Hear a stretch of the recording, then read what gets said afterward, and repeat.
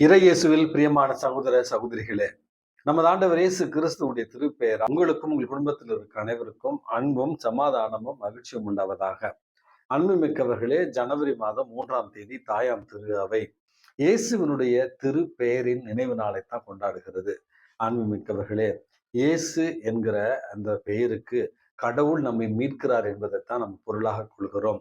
இந்த பெயரானது இயேசுவுக்கு வானதூதர்களால் அறிவிக்கப்பட்டு, இயேசு பிறந்த 8வது நாள் விருத்த சேதனத்திற்காக கொண்டு சென்ற பொழுது, அவருக்கு அவருடைய தந்தையும் தாயும் இயேசு என்ற பெயரிட்ட ஒரு நாளைத்தான் இன்னைக்கு நம்ம நினைவாக கொண்டாடுகிறோம்.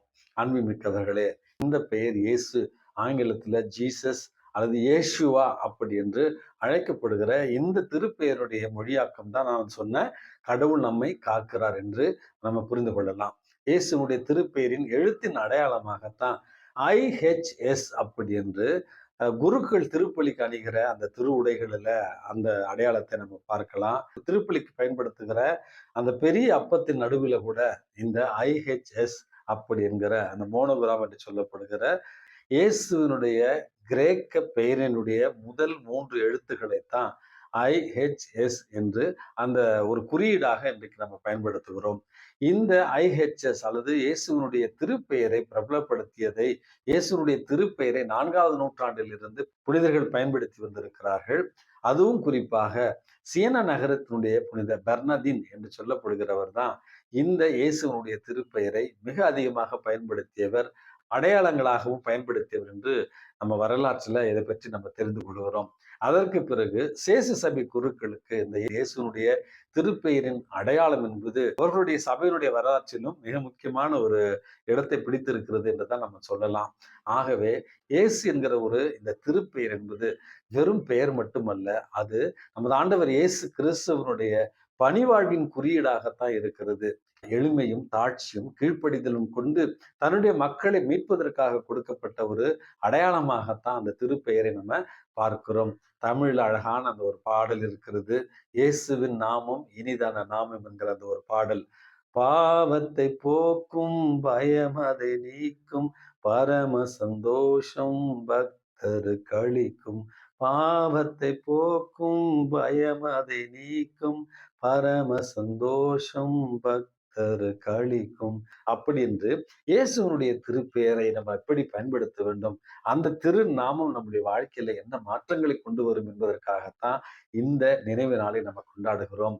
பவுலடியார் தன்னுடைய கடிதங்கள்ல பல இடங்கள்ல சொல்லி இருக்கிறார், நீங்கள் எதை ஜெபித்தாலும் இயேசுடைய திருப்பெயரால் ஜெபியுங்கள், அவை உங்களுக்கு கொடுக்கப்படும் என்று.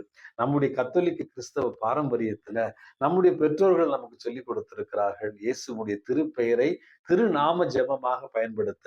எனக்கு உடல்நிலை சரியில்லாத நேரத்துல எல்லாம் சிஎம்சில ஒரு 15 நாள், ஒரு 5 ஆண்டுகளுக்கு முன்பாக நான் அட்மிட் செய்யப்பட்டிருந்த பொழுது, எப்பொழுதெல்லாம் எனக்கு வலி ஏற்படுகிறோ அந்த நேரத்துல எல்லாம் கரங்களை குவித்து இயேசுவின் ரத்தம் ஜெயம், இயேசுவின் ரத்தம் ஜெயம், இயேசுவின் ரத்தம் ஜெயம் அப்படின்னு சொல்லுகிற நேரத்துல எல்லாம் உடலில் ஒரு புத்துணர்ச்சி ஏற்படும்.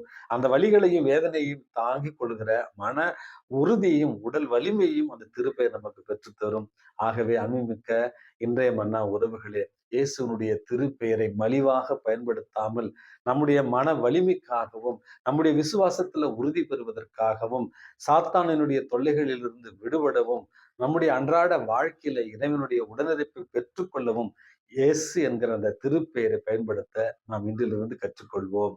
அன்புமிக்கவர்களே, இந்திய கிறிஸ்தவர்களுக்கு மற்றும் ஒரு மகிழ்ச்சியான நாள் தான் இந்த ஜனவரி மாதம் 3ஆம் தேதி. ஏனென்றால் நமது நாட்டிலேயே பிறந்து நமது நாட்டிலேயே வளர்ந்து தாய் திருநாட்டின் புதல்வனாக இருந்த குரியாகோஸ் எலியாஸ் சாவரா என்பவருடைய விழாவைத்தான் இந்தியாவில் இன்றைக்கு நம்ம கொண்டாடி கொண்டிருக்கிறோம். அன்புமிக்கவர்களே, நமது நாட்டில் பிறந்த நமது மண்ணின் மைந்தர் என்று தான் இவரை நம்ம அழைக்க வேண்டும். திருச்சபையினுடைய வரலாற்றுல 19வது நூற்றாண்டுல கேரள மாநிலத்தை பிறந்தவர் தான் இந்த குரியாகோஸ் எலியாஸ் சாவரா என்பவர். அன்புமிக்கவர்களை, பிறப்பால் ஒரு உயர் ஜாதி என்று கருதப்பட்டவராக இருந்தாலும் தன்னுடைய பணி வாழ்வு மூலமாக ஏழை எளியவர்களுக்கும் இல்லாதவர்களுக்கும் சமுதாயத்துல விளிம்பு நிலை மக்களுக்குமான பணியை தொடங்கியவர் தான் இந்த புனித குரியாக்கூஸ் சாவரா என்பவர். அன்புமிக்கவர்களே, 1818வது ஆண்டு இவர் குருகுலத்துல சேர்ந்து முதலில் ஒரு மறைமாவட்ட குருவாகத்தான் இவர் திருநிலைப்படுத்தப்பட்டார் என்று இவருடைய வாழ்க்கை குறிப்புல நம்ம வாசிக்கிறோம். அதற்கு பிறகு தன்னுடைய நண்பர்களோடு சேர்ந்து இவர் ஒரு துறவு வாழ்வை ஆரம்பித்தார் என்றும், அந்த துறவு சபைக்கு மாசற்ற மரியாளினுடைய கார்மல் சபை என்று அவர் ஒரு பெயரிட்டார் என்றும் இவருடைய வாழ்க்கை வரலாற்றில் நம்ம வாசிக்கிறோம்.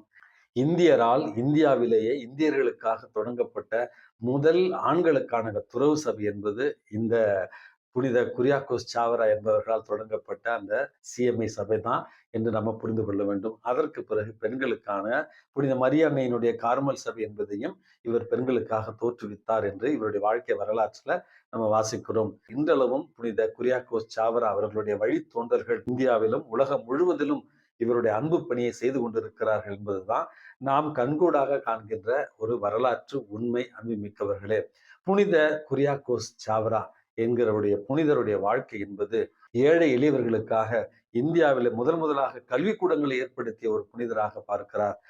ஏற்ற தாழ்வுகளற்ற எல்லோருக்குமான கல்வியை முதலில் கொடுத்த ஒரு புனிதராகவும் இவர் பார்க்கப்படுகிறார். இரண்டாவது, இன்றைக்கு காலை உணவு மதிய உணவை பற்றி நம்ம பேசிக் கொண்டிருக்கிறோம். 19வது நூற்றாண்டிலேயே ஏழை எளிய மாணவ மாணவிகளுக்கு உணவு கொடுத்து அவர்களுக்கு கல்வியும் கொடுத்த மாபெரும் வள்ளலாகத்தான் இந்த புனித குரியாக்கோஸ் சாவரா அவர்களை நம்ம பார்க்கிறோம்.